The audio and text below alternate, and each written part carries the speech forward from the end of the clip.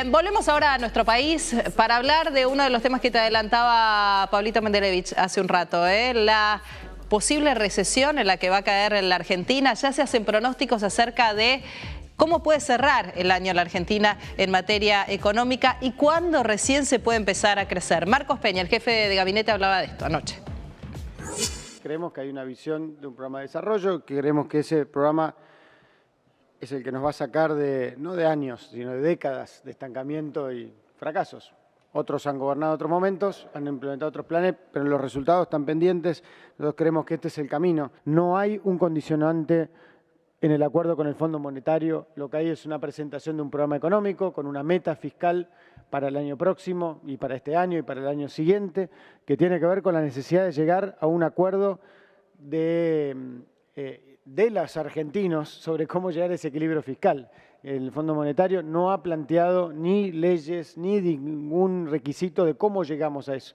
Y por eso es tan importante ahora, de aquí hasta septiembre y después hacia finales de año, que podamos acordar entre todos los sectores, con los gobernadores, con los sectores del Parlamento, en un presupuesto que marque ese camino. Pero esa discusión está abierta y ya se está planteando para que llegue de la manera más equilibrada y cuidando las prioridades que todos tenemos. Y en ese sentido, la cuestión de TELAM no está relacionada de ningún modo con el Fondo Monetario. Respecto al tema corrupción, no hablé de la palabra corrupción, las eficiencias que se han logrado en materia de, por ejemplo, vialidad, seguramente incluyen la transparencia en la que se han hecho las licitaciones, pero no solo eso, sino también haber superado la impericia y la ineficiencia de un sistema que, más allá de vuelta, los temas de corrupción que responderán en las causas penales que están avanzando, que algunas son bastante groseras, pero en cuanto a la cuestión de falta de planificación, de falta de diálogo con las provincias, de falta de funcionamiento de una correcta obra pública, de vuelta la realidad es más clara que otra cuestión. Nosotros no echamos la culpa a nadie, lo que estamos planteando es que se puede hacer las cosas de otra manera en nuestro país. Bueno, el blanqueo de la situación había que hacerlo, Pablo. Igualmente es como que asusta un poco cuando se dice parte del propio oficialismo. De repente empezamos a reconocer que no era una turbulencia, sino que era una crisis, que la inflación va a ser mayor a la esperada, que el crecimiento va a ser menor a lo esperado y que la economía está más complicada de lo que creíamos. Exactamente. Hay dos cosas importantes en la comparecencia de Peña ayer en el Senado. Una es la que vos decís, sí. Es la mayor admisión de que lo que viene no es bueno, contrariando el discurso que traía el gobierno, el discurso del optimismo.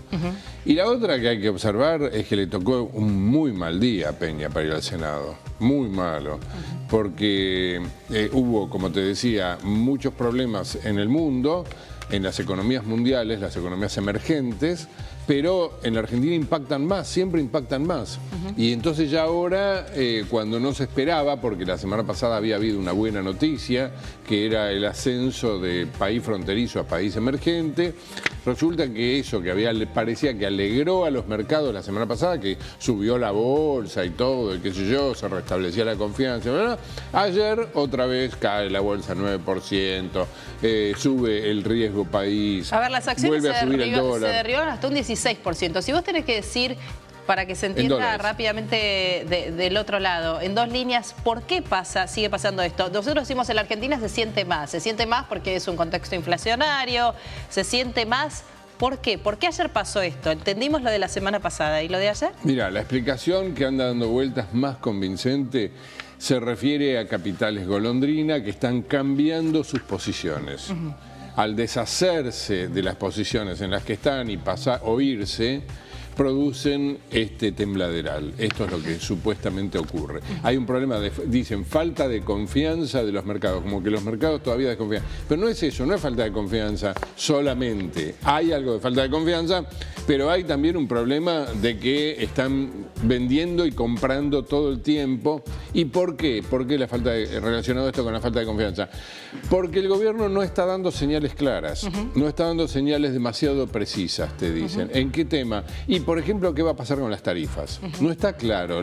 Hubo declaraciones ahí de Iguacel, también hubo declaraciones de Dante Sica, los dos nuevos ministros. nada es muy claro respecto del porvenir, respecto del plan, lo que el gobierno llama un plan. Ayer Peña en el Senado hacía alarde de que el acuerdo con el Fondo Monetario Internacional es el más grande de la historia. Pero eso no le interesa a nadie a esta altura.